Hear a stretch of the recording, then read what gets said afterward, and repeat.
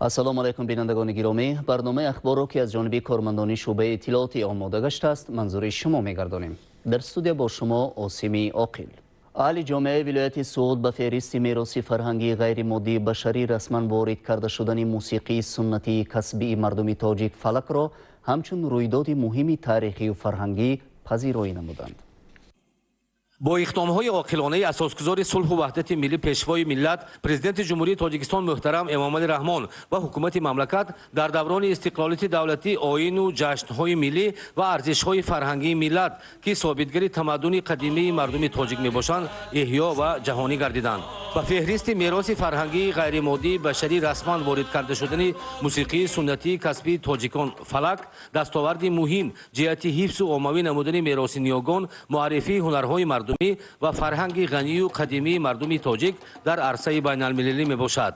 این رویداد مهمی تاریخی و فرهنگی از جانب اهل جامعه ولایت سوگد با افتخار و همچون باز یک اساس و ثابتگری نقش تمدن ساز ملت تاجیک پذیرایی گردید. 15 دکبر در جلسه 16 کمیته بین حکومتی آید به حفظ میراث فرهنگی غیر مادی یونسکو که در شهر پاریژ فرانسه واقع است یک واقعه فرح بخش برگزار گردید و در این جلسه فلک همچون میراث فرهنگی غیر مادی بشریت پذیرفته گردید و این خبری خوش، این خبری نیکی فرهنگی اهل زیا اهل جامعه کشور را از آن فرح برگردانید که ما در حقیقت خلق صاحب فرهنگ و صاحب معرفت هستیم. باعث سرفرازی است که در دوران صاحب استقلالی کشور عزیزمان محض با کوشش و تلاش‌های اساسگذار صلح و وحدت ملی پیشوای ملت پرزیدنت جمهوری تاجیکستان محترم امامعلی رحمان به مسائل احیا و رشد فرهنگ و عنعنه‌های فرهنگی خلق تاجیک مقام و اعتبار خاصه ظاهر کرده شد. در قطار نوروز، مهرگان، تیرگان و صده پذیرفته گردیدن فلک در میراث فرهنگی غیر مادی یونسکو این باز یک بار دیگر از آن گواهی می‌دهد که خلق شریف و قدیمی و صاحب فرهنگ تاجیک در فرهنگ جهانی مقام و منزلت خاصی خودش را دارد و در تمدن بشری سهم ارزنده خاصی فرهنگی خودش را دارد. فرهنگ موسیقی تاجیک خیلی از جهت ژانری خیلی گوناگون رنگ است، بوی است و فلک در قطار دیگر ژانرهای موسیقی تاجیک خیلی مقام ارزنده دارد که امروز در جامعه ما عمل میکند و از طرف اهل جامعه خوب پذیرایی شده است. امروز با فهرست بین المللی یونسکو وارد شدن فلک من فکر میکنم که این ژانر موسیقی ما در عرصه جهان نیز یک موقع شایسته شنونده خود را مییابد.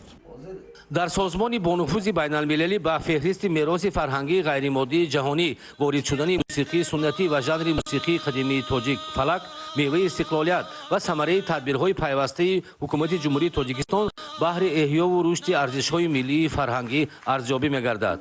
این میراث از قرن 100 ساله‌ها، 1000 ساله‌ها تا به امروز با واسطه هنرمندان برجسته همچنین سایقل یافته، تشکل یافته تا دور ما رسیده آمده است. در کنسرواتوری ملی تاجیکستان در انستیتوت صنعتی به نام میرزا ترسونزاده و فاکولته صنعت یک شعبه مخصوص برای آموزش فلک امروز برای شاگردان تأسیس داده شده است که این میراث البته از استاد به شاگرد انتقال می‌یابد و در هر یک زمان و در هر یک دور با نازکی‌های خودش بازم یک صحیفه‌های دیگری خودش را باز کرده ایستاده است. وظیفه امروزی جامعه ما اون است که این میراث همچون یک گوهری که چشم باید نگاه داریم و نسل نورس آینده اون درجه هایی که هنری که هست همین های ما اولش که نگاه داریم و نسل نورس آینده باید به کم و کوس رسانیم. در ولایت سوگد سال 2008 مؤسسه دولتی انسامبل فولکلوری و اتنوگرافی فلک تأسیس یافته به آن هنرمندان معروف و جوانان ایجادکار جلب گردیدند. اهل ایجاد انسامبل فلک ولایت سوگد با فهرست میراث فرهنگی غیر مادی بشری شامل شدن این موسیقی سنتی ملت تاجیک را با خوشنودی پذیرفتند. رسما قبول گردیدن فلک را با فهرست میراثی غیر مادی یونسکو به کل هموطنان مبارکباد میگویم. این اقدام بزرگ با تشبث بی‌واسطه اساسگذار صلح و وحدت ملی پیشوای ملت پرزیدنت جمهوری تاجیکستان محترم امامعلی رحمان عملی گردید. ما اهل انسامبل فولکلوری اتنوگرافی فلک ولایت سوگد аз ин рӯйдоди фарҳангӣ нерӯи тоза гирифтем ва барои боз ҳам такмилу пешрафти ин санъати бебаҳои мардуми тоҷик фалак ва муаррифии фарҳанги миллӣ дар ҷаҳон боз ҳам хизмат мекунем. аҳли эҷоду ҳунари ансамбли фолклорию этнографии фалаки вилояти Сугд давоми беш аз 10 соли фаъолият дар такмилу тарғибу рушди фалаксароӣ саҳмгузорӣ менамоянд. аҳли ансамбл эҷодкорон дар бахши овозӣ ва дар бахши созӣ пайваста фалакҳо эҷод карда дар чорабиниҳои фарҳангии вилоят ва кишвар ширкату ҳунарнамоӣ менамоянд.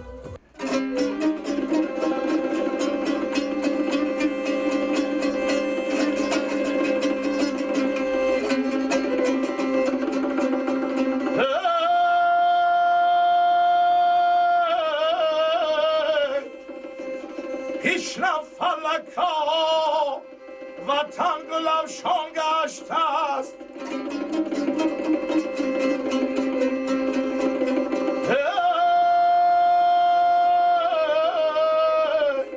بالا با وطن قیمت انسان گشته است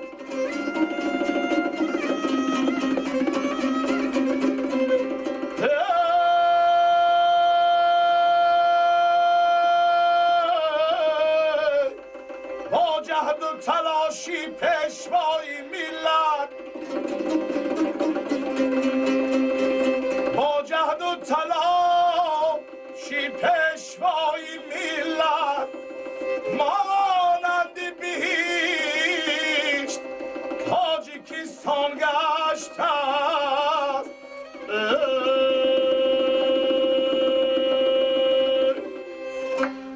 дар даврони соҳибистиқлолӣ мавзӯъҳои нав, пешрафту шукуфоии кишвар, орзуву омоли мардум дар фалаксароӣ инъикос меёбанд. барои фалаксаро хусусиятҳои оқилуву доногии сухандонӣ ва маҳорати касбӣ хос буда, аҳли эҷоди ансамбли фалаки вилояти Сугд бо истифода аз усулу анъанаҳои донандагону иҷрокунандагони санъати фалаксароӣ фалакҳо эҷод ва иҷро менамоянд.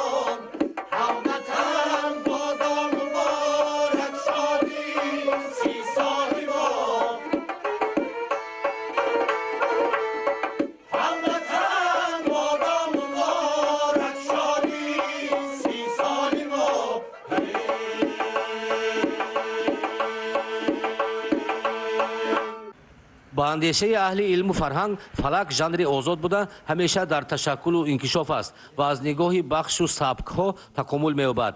аз нигоҳи илмӣ тадқиқ намудан ва аз ҷиҳати эҷоди ғанигардондани фалак боиси боз ҳам ташаккул ёфтани ин мероси фарҳангии миллати тоҷик мебошад.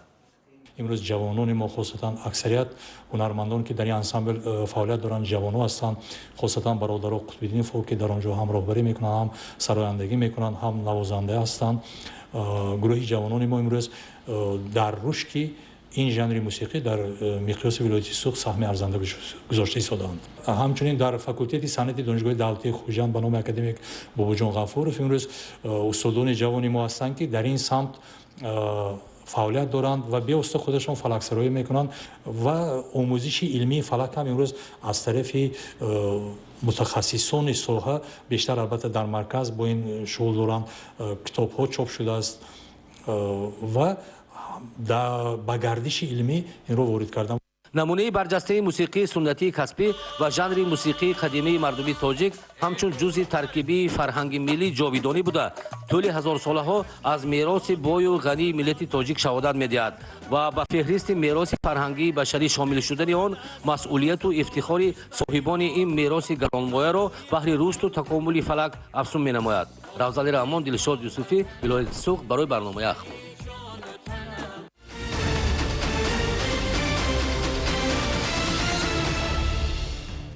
شهروندان سین دعوتی جمهوری تاجیکستان مطابق قانون جمهوری تاجیکستان درباره عهدهداری حربی و خدمت حربی در تحریر نو خدمت حربی را طریق اختیاری در هیئت ذخیره‌های دعوتی سفربری ادا نموده می‌توانند.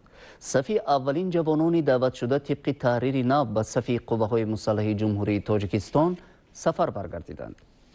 امروز 160 نفر دعوت شوندگان از شهر و ناحیه‌های ولایت سوگد در هیئت ذخیره‌های دعوتی به صف قوه‌های مسلح جمهوری تاجیکستان در کمیسریت حربی ولایت حاضر گردیدند. این نفران اولین دعوت شوندگانی میباشند که طبق طلبات ماده 37 قانون جمهوری تاجیکستان درباره عهدهداری حربی و خدمت حربی در تحریر نو با مسئولیت شناسی و حس بلند وطنداری و وطن پرستی خدمت حربی را در هیئت ذخیره‌های دعوتی سفربری با مقصد اجرای وظیفه مقدس خدمت وطن مادر به اجرا میرسانند. کمیسر حربی ولایت سوگد دولتشاه میرزازاده ترتیب ادای خدمت حربی در هیئت ذخیره‌های دعوتی سفربری روند ادا کردن خدمت حربی را به جوانان جمع آمده فهمانده ذکر نمود که امروز ارتش ملی تاجیکستان صاحب استقلال به نیروی مقتدر حفظ کننده امن و ثبات مملکت تبدیل یافته از جهت مادی و تکنیکی استوار می باشد. شهروندان سینی دعوتی جمهوری تاجیکستان که حقوقی به تأخیر گذاشتن مهلت دعوت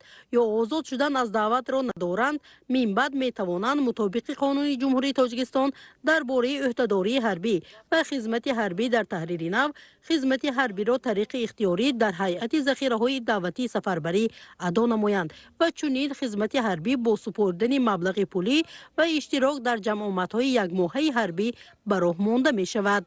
امروز ما شکرگزاری از آن می‌کنیم که با سیاست خردمندانه اساسگذار صلح و وحدت ملی پیشوای ملت امام رحمان تمام بود و باش خدمت در تمام قسم‌های حربی خوب و بد شده است. بهتر ما از نوع ما جوانان را می‌باید که با صف قوای مسلح جمهوری تاجیکستان داخل شده با وطن خلق خود خدمت کنیم، چون در مورد 43 کانستیتوسیون جمهوری تاجیکستان آمده است که حفظ وطن، حمایت مردم آن وظیفه هر یک شهروند است. امروز ما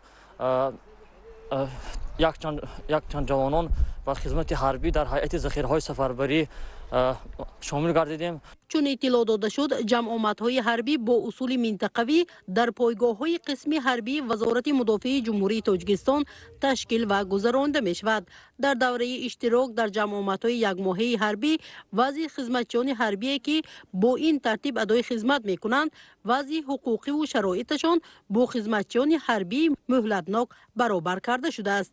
جوانانی که امروز با ترتیب نو به خدمت سفربر شدند پس از ادای خدمت حربی یک ماهه در هیئت ذخیره‌های سفربری به هیئت احتیاطی قوه‌های مسلح جمهوری تاجیکستان گذرانده می‌شوند. باید خاطر رسان گردید که دعوت تیرماهی جوانان به صف قوه‌های مسلح جمهوری در مهلت پیش بینی شده به اتمام رسیده. امروز هر یک نفر جوان سربلند کشور در شرایط خوبی حربی ادای خدمت می‌کنند. مسئول محیط لازاده رستم نعمتov و شاعره مبینزاده برای برنامه اطلاعاتی اخبار.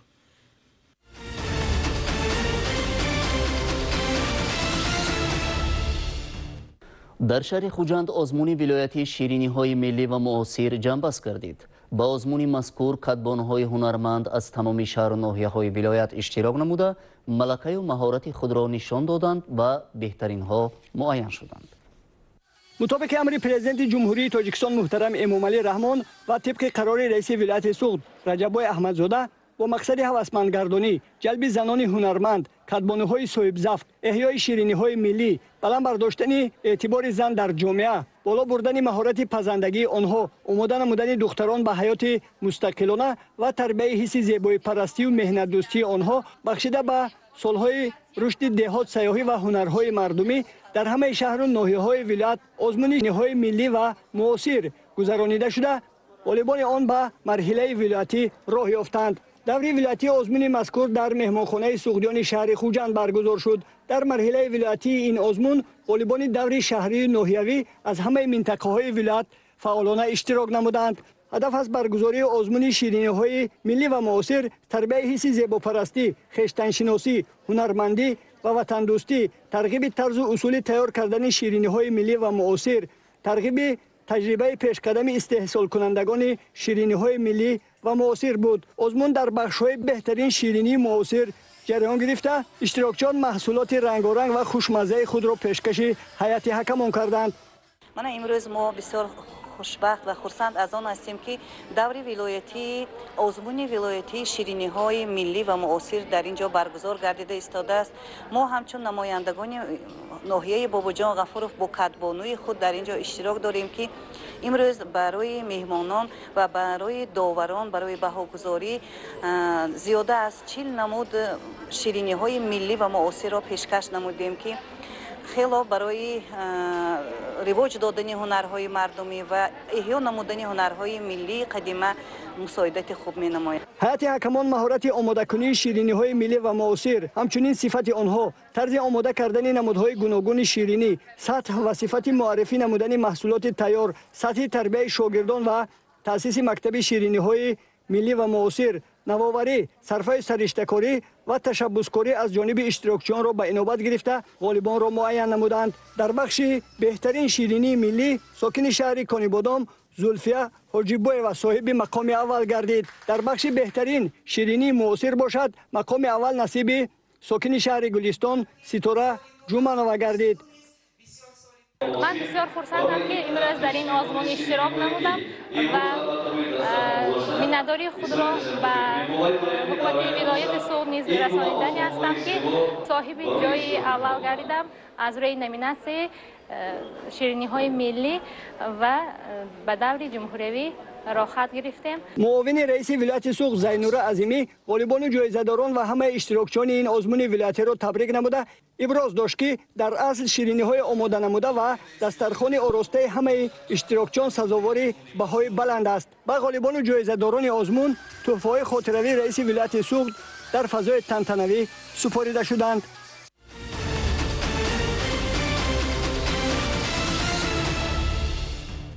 تعلیم و تربیت و مکتبی زینه اول یعنی پایدیواری اساسی تحصیلات به حساب رفته جهت براه ماندن اصولهای نو در انسان تدبیرهای سودمند راه اندازی می‌گردد. با مقصد دریافت متخصصان بهترین و جاری نمودن تجربه آنها در کودکستان‌ها آزمون ولایتی مربی سال 2021 برگزار کرده شد. دور ولایتی آزمون‌های آموزگاری سال و مربی سال جنببست گردید. در آزمون آموزگاری سال نماینده ناحیه باباجان غفورов و در آزمون مربی سال نماینده شهر خوجند غالب دانسته شدند.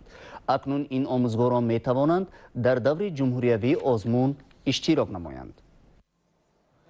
ҳамасола бо мақсади қадршиносии заҳмати омӯзгорон ва мураббиёни муассисаҳои то мактабӣ ва мактабӣ, дарёфти чеҳраҳои нав, муаррифии таҷрибаи пешқадам, истифодаи усулҳои муосир дар раванди таълиму тарбия ва беҳтар намудани сатҳу сифати таълим дар сатҳи ҷумҳурӣ озмунҳои омӯзгори сол ва мураббии сол баргузор мегардад. даври вилоятии озмуни омӯзгори сол ва мураббии сол дар мактаби болоёқати шаҳри хуҷанд баргузор гардид. дар озмуни даври ниҳоии вилоятии мураббии сол намояндагони шаҳру ноҳияҳои хуҷанд, бӯстон, бобоҷон ғафуров, ҷаббор расулов ва спитамен иштирок намуданд. шарти озмун тибқи низомномаи тасдиқ гардида баргузор гардида, иштирокчиён аз рӯи як шарт, яъне муаррифии таҷрибаи корӣ, маҳорату малакаи худро нишон доданд. дар шарти муаррифии таҷрибаи мураббиён аъзои ҳакамон бештар ба усулу воситаҳои аёният ҳангоми тарбияи кӯдакон ва маҳорати мураббиён таваҷҷӯҳ намуда, пас аз баромади онҳо баҳогузорӣ намуданд. мураббии муассисаи таҳсилоти томактабии рақами 13 ноҳияи спитамен Азиза Султонова даврони кӯдакӣ ва роҳҳои таъйин намудии худро тавассути назм ба иштирокдорон қисса намуд. ӯ хушҳол аз он аст ки имрӯз пешаи модарашро интихоб намуда, барои тарбияи насли навра саҳми арзанда мегузорад. من امروز در جنبست این آزمون اشتراک داریم. با من این خیلی شرف است. من که مربی جوان هستم، از مربیان پیشقدم تجربه کاریشان را می آموزم و خوشبختم که اشتراکچی این آزمون می باشم. مسلم است که در تربیت کودکان مهارت بلند پداگوژی مقام اول را اشغال می‌کند. همین بود که طبق خلاصه هیئت حکمان غالب دور ولایتی آزمون مربی سال نماینده شهر خوجند تخمین عبدعلی و دانسته شد. پیش از همه افتخار میکنم که مربی هستم و این نسل بزرگ نسل آدمیت را تعلیم و تربیه می‌دهند. کودکستان که یکی از بارگاه علم و معرفت است و زینه‌های اولین تعلیم و تربیه را ما مربیان از آن در آنجا می‌دهیم، آینده تاجیکستان را در همانجا می‌بینم. می‌خواهم که کودکان را در روحیه وطن دوستی، خویشتن شناسی، احترام کلانسالان، قدر کردن ارزش‌های ملی تربیه نمایند. در دور ولایتی آزمون آموزگاری سال نمایندگان شهر و ناحیه‌های باباجان غفورов، ظفرآباد، کانی بادام و سپیتامین برآمد نموده ملکه و مهارت خود را نشان دادند. پس از برآمد اشتراکچیان آزمون ولایتی آموزگاری سال، هیئت حکمان بهاگذاری نموده غالب این دور را معین کردند. طبق خلاصه هیئت حکمان، نماینده ناحیه باباجان غفورов نعیم زایدova غالب دور ولایتی آزمون آموزگاری سال 2021 دانسته شد. اکنون غالبان این دور ولایت سوغد را در دور جمهوریوی معرفی می‌کنند. امروز تصمیم گرفتم در این ایام زیبای سال در چنین یک مرحله بغایت مهم و خاطرمان که همدیاران ارجمندمان با روحیه ایدانه و سازنده و تفاخر بلند ملی 30 سالگی استقلالیت جمهوری تاجیکستان را قید کردند، در چنین یک آزمون با نفوذ اهل زیا یعنی آموزگار سال اشتراک نمایم.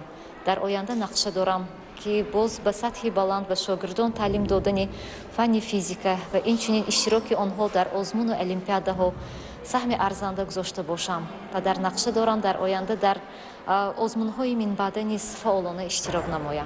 آزمون ولایتی مربی سال و آموزگاری سال زیاده از 20 سال است که همه ساله برگزار کرده شده. آن بهر تبادل تجربه ها امکانیت فراهم می آورد. بهترین نوگانی ها در سمت تعلیم و تربیت تا مکتبی در کودکستان های مقیاس ولایت و مؤسسات تعلیمی به راه مانده می شود.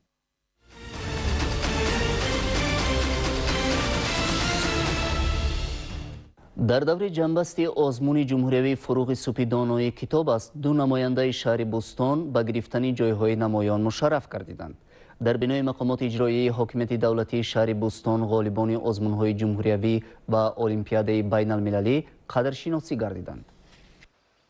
خواننده گیمنازیای رقم 2 شهر بوستان حبیبالله جابرزاده از آزمون جمهوریوی فروغ سپیدانوی کتاب است با دستاورد برگشت. او در این آزمون در نامیناسیون ادبیات معاصر اشتراک نموده سزاوار جای دوم گردید.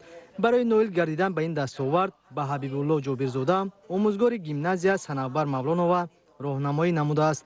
در جنبست دور جمهوریوی آزمون فروغ سپیدانوی کتاب است در برابر حبیبالله استادش و والدانش نیز قدردانی کرده شدند. امروز از دستاورد دستپروری خود جامعه مهنتی گیمنازیا افتخار دارند.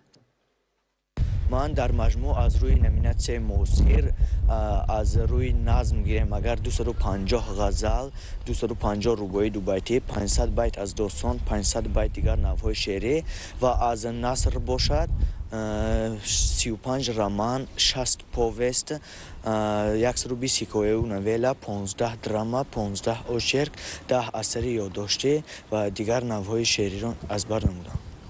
در بینای مقامات اجرایی حاکمیت دولتی شهر بوستان غالبان آزمون‌های جمهوریوی فروغ سپیدانوی کتاب است، علم فروغ معرفت، تاجیکستان وطن عزیز من غالب المپیاده بین المللی قدردانی کرده شدند.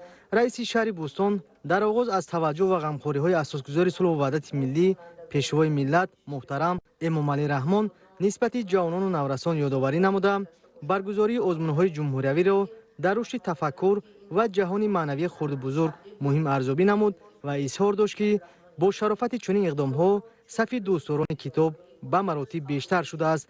تاکید کرده شد که مقامات اجرایی حاکمیت دولتی شهر بوستان برای بیشتر گردیدن دستاورد جوانان و نورسان پیوسته چاره‌جویی می‌کند. با قناعتمندی ذکر کرده شد که در دور آزمون‌های جمهوریوی فروغ سپیدانوی کتاب است، علم فروغ معرفت و تاجیکستان وطن عزیز من نمایندگان شهر بوستان مقام‌های افتخاری را صاحب گردیدند که امروز باعث افتخار همگان میباشد. امروز خوانندگان ما در تمام آزمون‌های چی بین المللی و چی جمهوریوی از خیلی فعال هستند. در آزمون جمهوریوی فروغ صبح دانایی کتاب است، تاجیکستان وطن عزیز من، علم فروغ معرفت، همه خوانندگان مؤسسات تعلیمی شهر بستان خیلی فعال اشتراک نمودند و در دور جمهوریوی آزمون فروغ صبح دانایی کتاب است. خواننده گیمنازیوم رقم 2 جابرزاده حبیب الله سزاوار جای دوم گشت که این خیلی باعث سرفرازی است و افتخار تمام معارفچیان شهر بستان و استادان می باشد. در فضای تنتنوی غالیبان آزمون‌های جمهوریوی و المپیادهای بین‌المللی با سپاسنامه و تحفه‌های خاطره‌ای این مقامات اجرایی حکومت دولتی شهر بستان قدردانی شدند. همزمان آموزگارانی که شاگردانشان در این آزمون‌ها با دستاورد برگشتند و والدان چنین خوانندگان نیز قدردانی شدند. اظهار باوری کرده شد که در سالهای بعدی شماره اشتراکچیان آزمون المپیادها بیشتر و تعداد غالیبان افزون می‌گردد. باعث افتخار خوشنودی است که امسال یکی از خوانندگان من خدایارزاده رکمینه در المپیادهای بین‌المللی از فن بیولوژی در شهر انتالیا صاحب مدال طلا گردید. از صنف 5 است که من این خواننده قطعی تیاری می‌بینم. من ماه نوامبر سال 2021 برای اشتراک نمودن در المپیاد بین‌المللی از فن بیولوژی به شهر انتالیا جمهوری ترکیه سفر کردم. البته در این المپیاد اشتراک کردن و سزاوار جایهای نمایان شدن خیلی مشکل است، لیکن با دستگیری آموزگاران من توانستم سزاوار جای اول شدن. گزارش صوبیدین شاویدین، فخرالدین جمال‌الدین و حبیبه ابراهیم زاده از شهر بستان.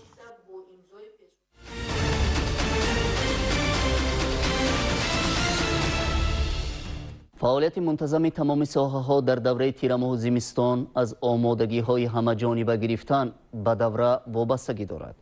در مؤسسه‌های ساحه معارفی ناحیه 8 در این سمت تدبیرهای ضروری اندیشیده شده برای خوانندگان و تربیت گیرندگان شرایط خوبی تعلیمی فراهم است.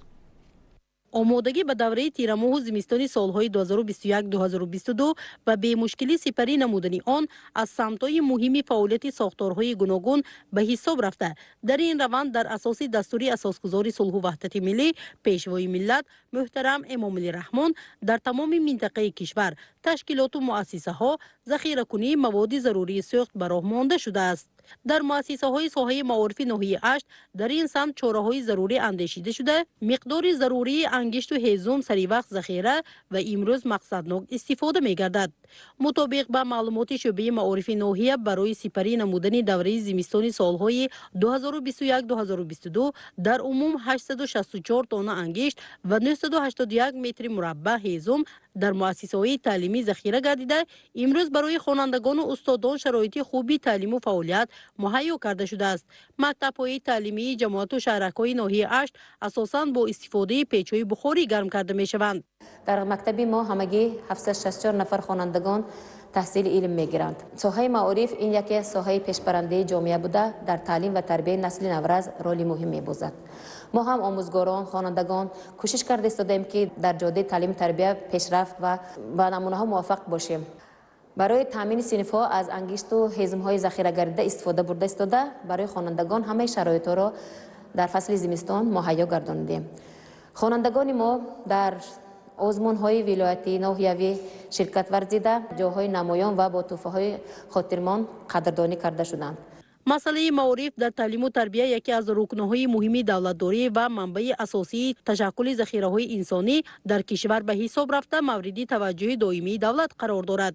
در دوران صاحب استقلالی جمهوری تاجیکستان در ساحه معارف مناسبت‌های صفتا نو به وجود آمدند که آنها در کنستیتوسیون جمهوری تاجیکستان، قانون‌های عمل کننده و دیگر سندهای معیاری حقوقی انعکاس یافتند. اهل آموزگاران و استادان مؤسسه‌های تعلیمی ناحیه 8 با درک مهمیت ساحه معارف در نهاد دولتداری کوشش دارند خوانندگان و نورسان را از بهترین ارزش‌های انسانی از قبیل مهر و محبت، صداقت، صمیمیت و وفاداری و همدیگر فهمی و تحملگرایی سبق دهند.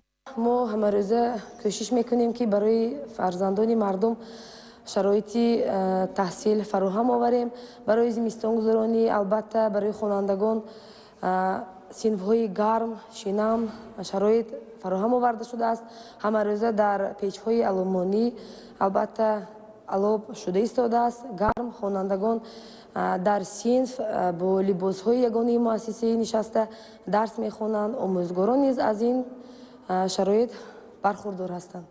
مثلا از پیام تا پیام آزمون‌های فنی، برنامه رشد فن‌های طبیعی و ریاضی، آزمون‌های علم فروغ معرفت، آزمون‌های فروغ صبح دانایی، آزمون‌های جمهوری تاجیکستان وطن عزیز من که شاگردان ما از این آزمون‌ها برخوردار هستند و این سال است که شاگردی مؤسسه همین تحصیلاتی رقم 62 در آزمون تاجیکستان وطن عزیز من اشتراک کرد. در دوره نهایی صاحب افتخارنامه و دیپلم ها گردید و ما هر روز از پیام پیشوای ملت استفاده میکنیم و در آینده نیز میخواهیم چنین شاگردان دانا و کاردان به تربیت رسانیم. در کودکستان‌های ناحیه اشت با دستگیری مقامات اجرایی حاکمیت دولتی ناحیه و سهم پدر و مادران، گروه‌ها و میدانچه‌های ورزشی تعمیر و شرایط خوبی تعلیم و تربیت فراهم آورده شده است. استفاده مقصدناک و عاقلانه قوه برق نیز یکی از وظیفه‌های اساسی در دوره زمستان به شمار می‌رود. در مؤسسه‌های تا مکتبی ناحیه به این تدبیر بیشتر اهمیت داده شده، راه‌های آلترناتیوی استفاده می‌گردد. در کودکستان ما 9 گروه هست. 230 نفر کودک تعلیم میگیرد. در دوره آمادگی به تیرماه زمستان امسال ما خوب آماده شده بودیم.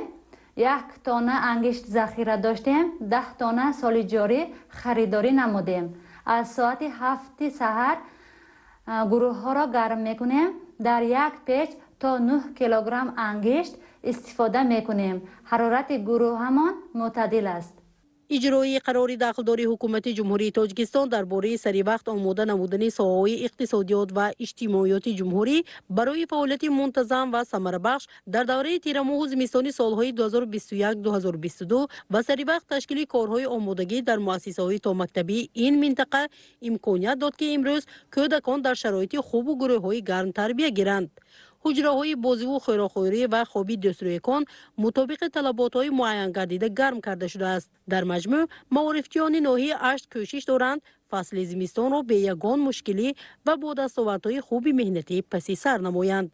مستانه محیدالله‌زاده از امجان شریبوف و شاعره مبین‌زاده برای برنامه اطلاعاتی اخبار.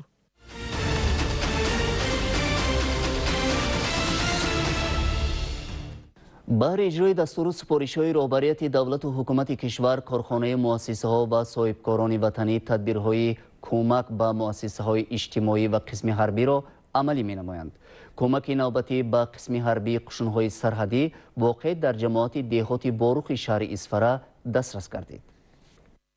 با توجه حکومت جمهوری تاجیکستان شرایط‌های قسم‌های حربی قشون‌های سرحدی کمیته دولتی امنیت ملی جمهوری تاجیکستان با طلبات و معیارهای آیین‌ناموی مطابق گردیده با تامینات قسم‌های حربی با اعمال شیعی و مواد آذوقه‌واری دقت اساسی ظاهر کرده می‌شود. در دایره آمادگی‌ها به دوره تیرماه و زمستان سال‌های 2021-2022 در قسم‌های حربی سرحدی واقع در شهر و دیهات اسفره به قدر معیاری مواد آذوقه ذخیره گردیده است. همچنین بهر اجرای دستور و سپارش‌های رهبریت دولت و حکومت کشور، وزارات و اداره‌ها، کارخانه و مؤسسه‌ها و قسم‌های نظامی مواد آذوقه‌واری کمک می‌نمایند. چنین اقدام شایسته از جانب جمعیت سهامی گشاده شبکه‌های انتقال برق عملی گردید. کمک‌های جمعیت سهامی گشاده شبکه‌های انتقال برق به قسم حربی 0215 قشون‌های سرحدی کمیته دولتی امنیت ملی جمهوری تاجیکستان واقع در جماعت دیهات واروخ شهر اسفره عبارت از مواد غذایی رسانده شد.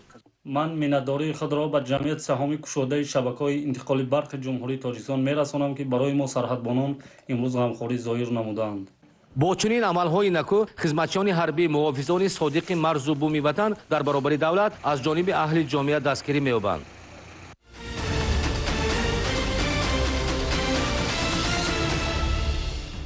کارمندان خواجگی جنگل ولایت در موسم امسال کارهای بیاتکنیکی یعنی با خوراک تامین نمودن پرنده و حیوانات وحشی را آغاز نمودند. مورد به ذکر است که این اقدام با مقصد حفظ عالم حیوانات و جنگل همه ساله در فصل سرما از طرف مؤسسه دولتی خواجگی جنگل ولایت راه اندازی کرده می شود.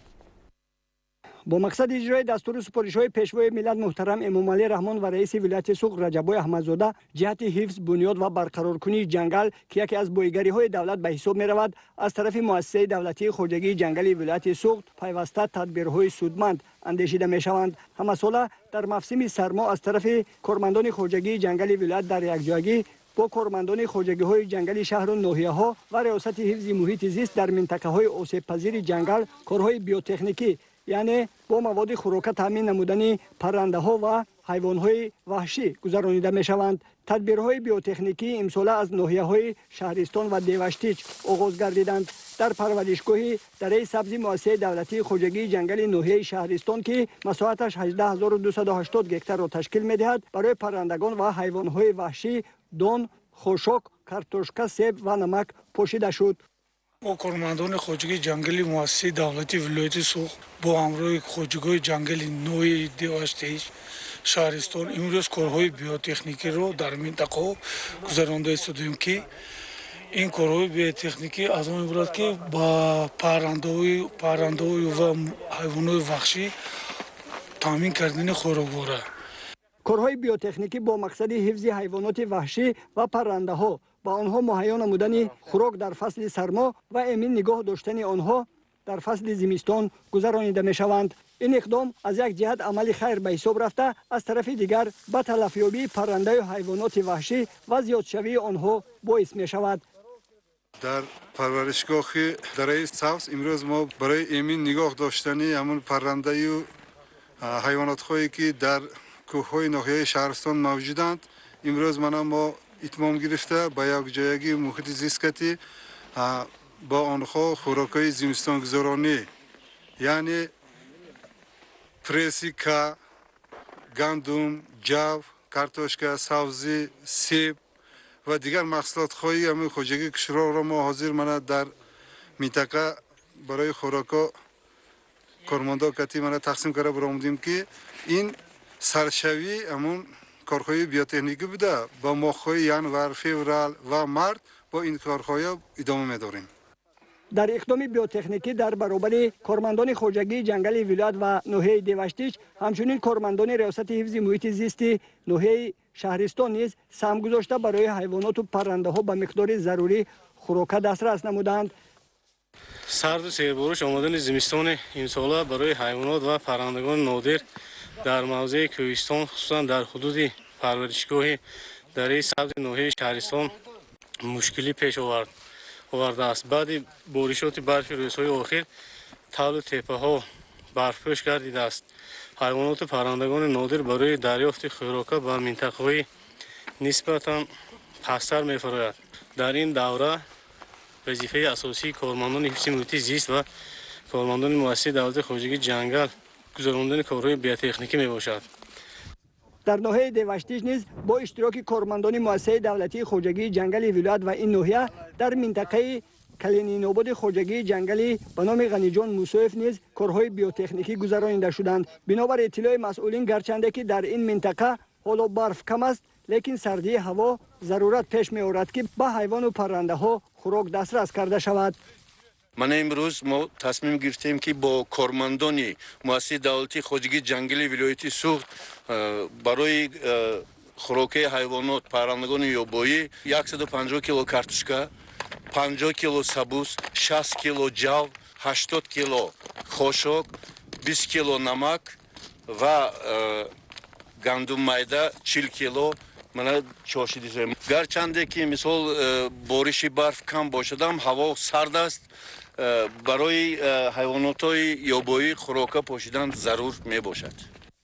کارهای بیوتکنیکی از طرف کارمندان خواجگی جنگلی ولایت در یکجایی با مسئولین ناحیه‌های بلندکوه تا ماه مارت ادامه می‌یابند. همچنین از طرف مسئولین خواجگی جنگلی ولایت جهت پیشگیری غیرقانونی شکار پرنده و حیوانات منتظم سنجش‌ها گذرانیده می‌شود. در سال جاری 106 حالت شکار غیرقانونی آشکار و چاره‌جویی کرده شده بیش از 100 عدد پرنده‌های غیرقانونی شکار شده از قفس آزاد کرده شدند.